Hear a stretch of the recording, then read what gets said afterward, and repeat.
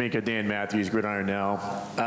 How much is Florida State being brought up amongst you guys right now, and how close are you with any of those guys through the recruiting process, and are you still talking with some of them? You said how much is it being brought up? Yeah. It's being brought up a lot. It's the first game. Everybody's excited. It's 52 days away, and they're a great team. Two great legacies going out there, going to compete, have a lot of fun, and it's also, like you said, we know a lot of people recruiting-wise, and they recruited me pretty hard, so I know a lot of guys out there, and it's going to be a whole lot of fun to play against them. Let's go right side, second row on the aisle. Hey, Mink, Scott Griffin, Smash Mouth. Talk a little bit about how you try to develop your game, because you can play every position back there, and you've had to and done it well. So what do you foresee your senior year going in? What are you trying to look for improve? And then also that defensive front, got to replace a lot of guys, and I know they got talent there, though.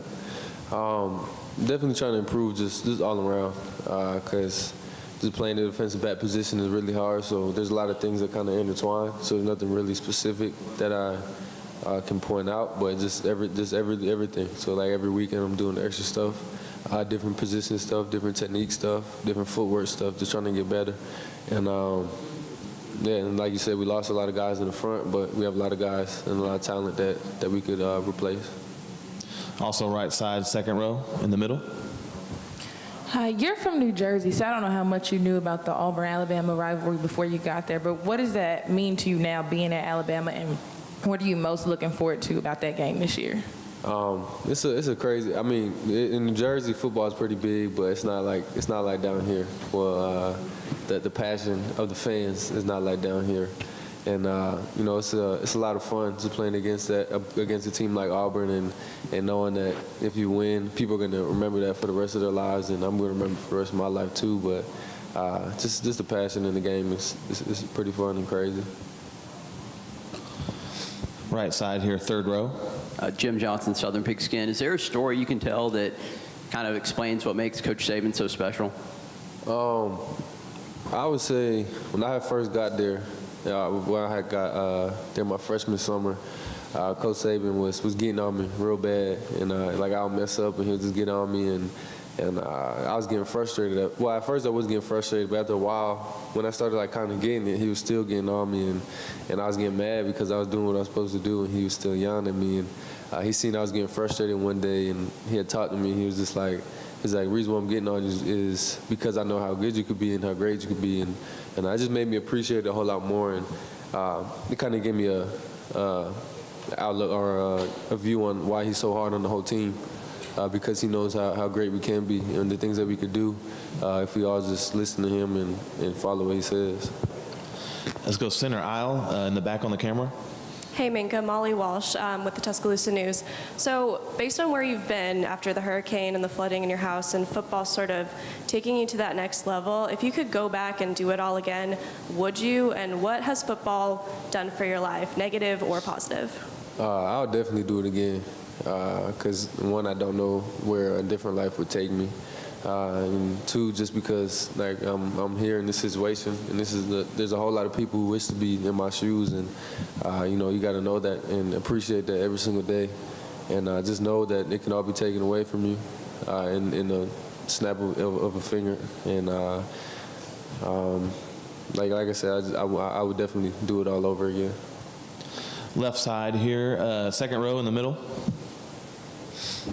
You know, every coach out there preaches, don't remember last year, or, you know, don't get too big for your britches, don't let your head get too big, right? But like somehow Alabama every single year is, people are talking about Alabama and going to the Final Four and going to the national championship. You guys have this ability to stay at the top.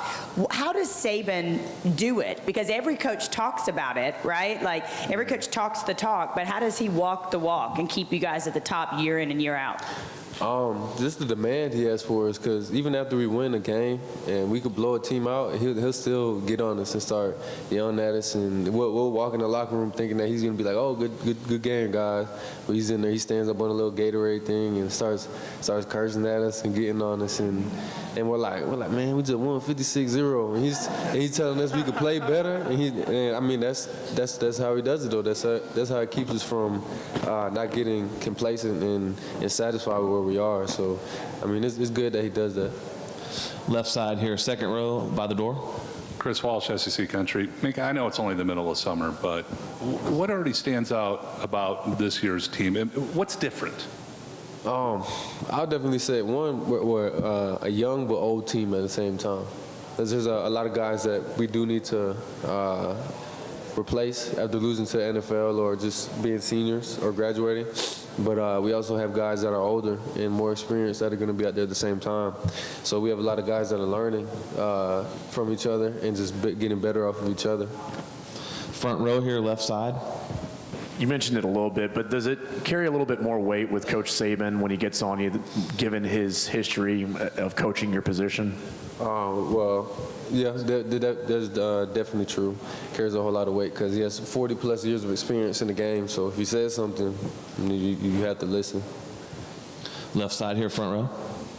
Minkah, Ben Baby from the Dallas Morning News. Y'all started the year out in Arlington last year in that neutral site game against USC. What did you make of that whole experience, and what did you think of it?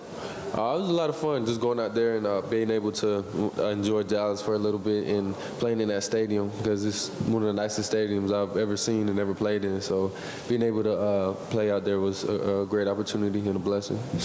Let's go to the right side here in the back corner. Matt Zaleski, Fox Sports Shoals Radio. Good morning, Minkah. Growing up in the Northeast, where the NFL is obviously very big and it's more Big Ten country, what's the overall perception of Alabama and that part of the country? To be honest, a lot of people, well, they hate on Alabama pretty much because, like you said, it's Big Ten country, and a lot of people want everybody to stay home in New Jersey or around the Northeast. But I just thought the opportunity for me was better down here and my family. So, like I said, I mean, I don't want to say they're hating because now I'm going to get a whole lot for saying that, but yeah, I don't want to say they want to be like Alabama, but they do. Let's go right side here, front row on the end. Wade Smith, iHeartMedia, Birmingham. We talk a lot about leaders. Who is that emotional leader in the defensive secondary with you? Who keeps you hyped up during the tough games? You say emotional leader? Yeah. I mean, we got a lot of guys that keep each other focused and stuff like that. But the guy that definitely gets us loud and gets us hyped up, I would say Tony Brown. He's if you go out there today on 707, you're gonna hear Tony Brown screaming and hollering and just jumping around. And I feel like it'll definitely be Tony, the guy who gets us hyped up. We have time for one last question. Let's go here, left side by the wall. Minkah, Bruce Feldman, Fox Sports. Earlier, Coach Saban had mentioned don't want to waste, the loss and what comes with it.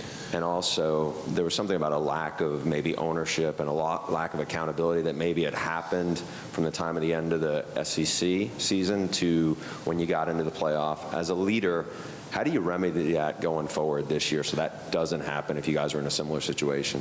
One, I take it as a challenge because it was partly my fault because I was a leader last year and I kind of let things slide and I would see certain things and just let it go under the rug, and it affected us towards the end of the season. And so there's definitely a challenge.